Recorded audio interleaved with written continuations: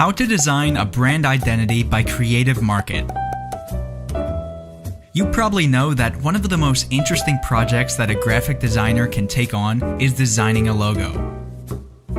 However, most of the time, a logo alone is not enough.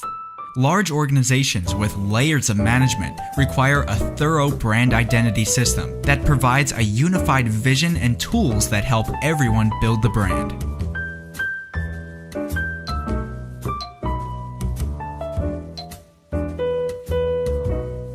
A brand, or branding, refers to the perceived image and subsequent emotional response to a company, its products, and services. Identity describes the visual devices used to represent the company. Identity Systems is a visual components package that is paired with style guidelines and is used as a framework to ensure the corporate image is cohesive and consistent. The logo is the central identifiable visual element that helps customers discover, share, and remember a company's brand. It usually takes the form of an icon, mark, or symbol, logotype, or a combination of the two. There are 5 principles of effective logo design. It needs to be simple, memorable, timeless, versatile, appropriate. The creation of a brand identity can be divided into phases. Phase 1. Research, vision, and design brief. This phase should be as thorough as required. It's the most crucial part of the overall process and should result in a design brief that guides the rest of the project. There are a couple of questions that will help you understand the brand more.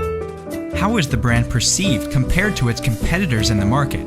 What is the positioning statement of your brand? Who is your audience?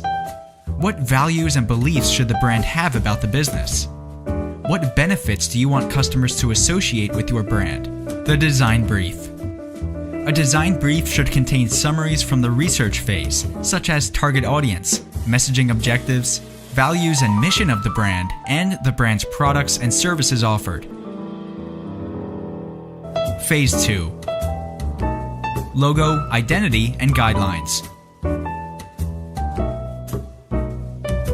The logo concept. Get concepts down on paper and then expand on those ideas. This can unlock new directions for exploration and produce final solutions. Pick the best sketch concept and iterate on it digitally. The identity system. This usually starts after the loop is complete. The purpose of the identity system is to form a systematic visual language around the logo. The style guidelines. They contain and prescribe the logo's usage rules, typeface, color palette, layout guidelines, and more. They exist so that others can create design collateral and marketing materials that have a cohesive look and voice. Phase 3.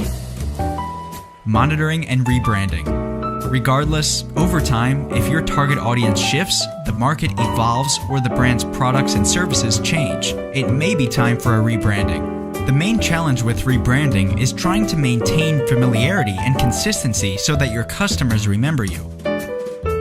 Hungry for more?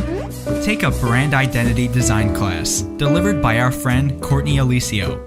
She's a talented designer and produces brand identities in seamless creative.